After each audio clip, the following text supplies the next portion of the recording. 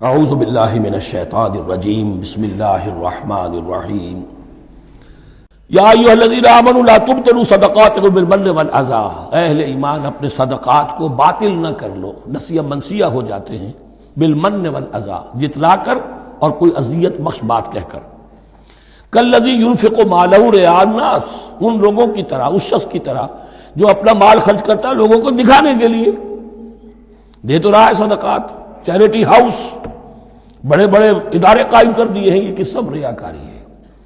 کوئی سرکار دربار میں رسائی کے لیے فاؤنڈیشنز بنے ہوئے، کچھ اپنے وہ ٹیکس بچانے کے لیے، کچھ اور اپنی ناموری، کیونکہ پھر الیکشن بھی لڑنا ہے۔ یہ سارے کام جو ہوتے ہیں اللہ جانتا ہے کس کی کیا نیت ہے۔ لا تبطلوا صدقاتکم بالمن والاذی کالذی ينفق مالہ رئاء الناس ولا یؤمن باللہ والیوم الآخر، جو ریاکاری کر رہا ہے وہ حقیقت میں ایمان نہیں رکھتا اللہ پر اور یوم آخر پر۔ یہ ریا اور یہ ایمان ایک دوسرے کی ضد ہے، جیسا کہ حدیث بار بار سنا چکا ہوں، من صلی یرائی فقد اشرک ومن صام یرائی فقد اشرک ومن تصدق یرائی فقد اشرک۔ جس نے دکھاوے کے لیے نماز پڑھی اس نے شرک کیا، جس نے دکھاوے کے لیے روزہ رکھا اس نے شرک کیا، جس نے دکھانے کے لیے لوگوں کو صدقہ خیرات دیا اس نے شرک کیا۔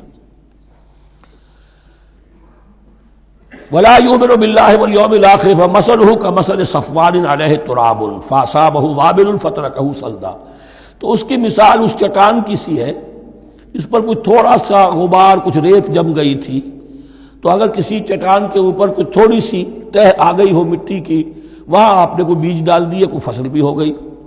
فاصابہ وابل، اب آیا زوردار ایک بارش کا چھینٹا پڑا، زوردار بھی پڑا، فترکہ صلدا، وہ ساری اوپر کی تھوڑی سی تہ تھی، وہ مٹی بھی بہہ گئی اور آپ کی محنت بھی گئی، وہ آپ کا بیج بھی گیا اور آپ کی فصل بھی گئی۔ وہ چٹان جو ہے چٹیل چٹان وہ اندر سے نکل آئی، یعنی سب کچھ گیا۔ ریاکاری میں اس کا مطلب یہ ہے مال بھی دیا اور حاصل کچھ نہ ہوا، بیج بھی گیا، اور اللہ کے ہاں کسی اجر و ثواب کا سوال ہی نہیں۔ لا یقدرون علی شیء مما کسبوا، جو محنت انہوں نے کی تھی، اس تھوڑی سی مٹی جو جم گئی تھی اس میں بھی کچھ ہل چلایا تھا، کچھ بیج ڈالا تھا، اب اس میں کوئی قدرت انہیں حاصل نہیں ہے، سب کچھ گیا۔ واللہ لا یہدی القوم الکافرین، اور اللہ ایسے کافروں کو ہدایت نہیں دیتا، راہ یاب نہیں کرتا۔ ومثل الذین ینفقون اموالہم ابتغاء مرضات اللہ، اس کے برعکس وہ لوگ، وہی سائملٹینیس کنٹراسٹ، جب ایک ریاکاری کے خرچ کے لیے وہ ایک مثال دی گئی، تمثیل اور تشبیہ دی گئی، تو اب جو واقعتاً اللہ تعالیٰ کے اجر و ثواب کے لیے خلوص و اخلاص کے ساتھ خرچ کرتا ہے اس کے لیے بھی مثال۔ وَمَثَلُ الَّذِينَ يُنْفِقُونَ أَمْوَالَهُمْ ابْتِغَاءَ مَرْضَاتِ اللَّهِ، اور مثال ان لوگوں کی جو خرچ کرتے ہیں اپنے مال اللہ کی رضا جوئی کے لیے، خوشی حاصل کرنے کے لیے، وَتَثْبِيتًا مِّنْ أَنفُسِهِمْ، اور اپنے عزم کی پختگی کے ساتھ، اپنے نفس کی پختگی کے ساتھ۔ کمثل جنت، ان کی مثال اس باغ کی ہے، بربوۃ، جو ذرا بلندی پر ہے، باغ ہے، جیسا کہ میں نے عرض کیا نیچرل باغ کا یہی تصور ہوتا تھا، ذرا اونچائی پر جو ہے پلانٹیشن ہے، ندی بہ رہی ہے کوئی دامن میں جس سے خود بخود اس کو اریگیشن ہو رہی ہے۔ کمثل جنت بربوۃ، یہیں سے یہ قادیانیوں نے لفظ ربوہ لے کر اور اپنا وہ شہر بنایا ہے پاکستان میں۔ اصابہ وابل، اب اگر اس باغ کے اوپر زوردار منہ آ جائے، بھی آ جائے، خوب بارش برسے، فآتت اکلھا ضعفین، تو اس کا پھل جو ہے دگنا ہو جائے گا۔ فإن لم یصبھا وابل فطل، اور اگر زوردار میںہ نہ آئے، بارش نہ برسے، تو تھوڑا بہت چھینٹا بھی پڑے گا تب بھی اس کا تو بہرحال پھل جو ہے وہ برقرار رہے گا۔ واللہ بما تعملون بصیر، اور جو کچھ تم کر رہے ہو اللہ تعالیٰ اس کو دیکھ رہا ہے۔ دروں بینی کرتے رہا کرو کہ تم یہ مال جو خرچ کر رہے ہو واقعتاً خلوص دل کے ساتھ، اخلاص نیت کے ساتھ اللہ ہی کے لیے کر رہے ہو، کہیں اس میں کوئی اور جذبہ، کہیں تمہارا غیر شعوری طور پر کوئی جذبہ شامل نہ ہو جائے، تو انٹراسپیکشن ہو، اپنے غریبانوں میں جھانکتے رہو۔ ایود احدکم ان تکون لہ جنۃ من نخیل واعناب تجری من تحتہا الانہار، کیا تم میں سے کوئی شخص پسند کرے گا کہ اس کا ایک باغ ہو اور کھجور کا درخت ہو اس میں، اور انگور کی بیلیں بھی ہوں، اور اس کے دامن میں ندیاں بہتی ہوں، نیچرل اریگیشن بھی ہے، کھجور کے درخت بھی ہیں، اور بیلوں کی ٹٹیاں لگی ہوئی ہیں انگوروں کی، اور انگوروں کی بیلیں ہیں۔ لہو فیہا من کل الثمرات، اس کے لیے اس باغ میں ہر طرح کا میوہ ہے. فاصابہ الکبر، اب اس پر بڑھاپا بھی طاری ہو گیا ہے. وَلَهُ ذُرِّيَّةٌ ضُعَفَاء، اور اس کی اولاد ہے ابھی چھوٹی عمر کی، کم سن ہے، کمزور ہے. فاصابہ اعصار، کہ اچانک اس باغ کے اوپر ایک ایسا بگولا، ایک ایسی آندھی آئی جس میں آگ ہے.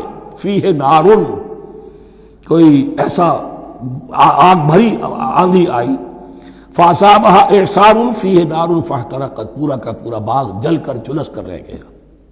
کذالک یبین اللہ لکم الآیات لعلکم تتفکرون، اس طرح اللہ تعالیٰ تمہارے لیے اپنی آیات کو واضح کرتا ہے تاکہ تم تفکر کرو.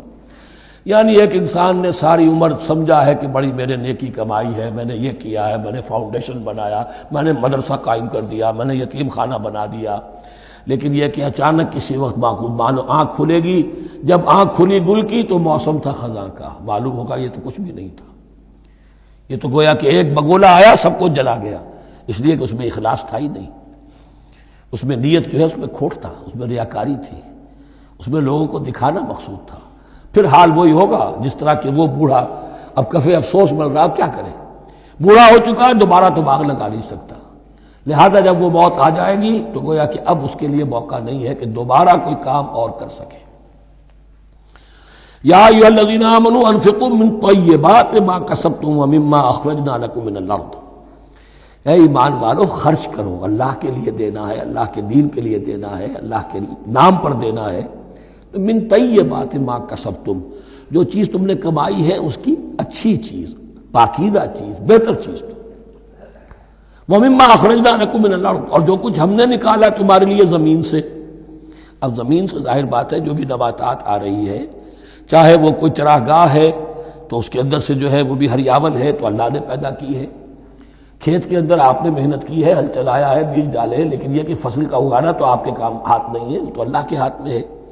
تو جو کچھ ہم نے نکالا ہے تمہارے لیے، وَمِمَّا أَخْرَجْنَا لَكُم مِّنَ الْأَرْضِ وَلَا تَيَمَّمُوا الْخَبِيثَ مِنْهُ، اور اس میں سے ردی مال کا ارادہ نہ کرو. تنفقون، کہ اسے خرچ کر دو. زکوٰۃ دینی ہے، عشر دینا ہے، تو جو ردی چیزیں ہیں، اب بھیڑوں بکریوں کا غلہ ہے، ان میں سے اتنی بکریاں نکالنی ہیں، اتنی بھیڑیں ہیں، تو اب جو ذرا کمزور ہیں، لاغر ہیں، بیمار ہیں، نقص والی ہیں، گنتی پوری کرنی ہے نا. اسی طریقے سے عشر نکالنا ہے تو گندم کا ڈھیر لگا ہوا ہے، اس میں سے کہیں بارش پڑ گئی تھی، وہ نکال دو. ولا تیمموا، تیمم کے معنی یہاں نوٹ کر لیجئے قصد کرنے کے ہیں. ولا تیمموا الخبیث منہ، کہ اس میں سے جو ردی مال ہے، جو ناپسند ہے، اس کا قصد نہ کرو. تنفقون، کہ اسے خرچ کرو.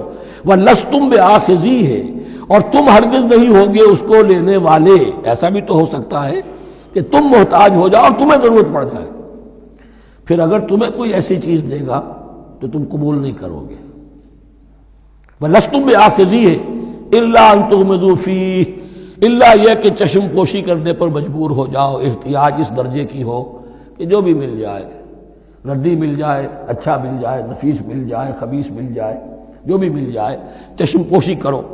اس کے سوا آدمی جو ہے وہ اپنے طیب خاطر کے ساتھ جو ہے وہ ردی شے قبول نہیں کر سکتا.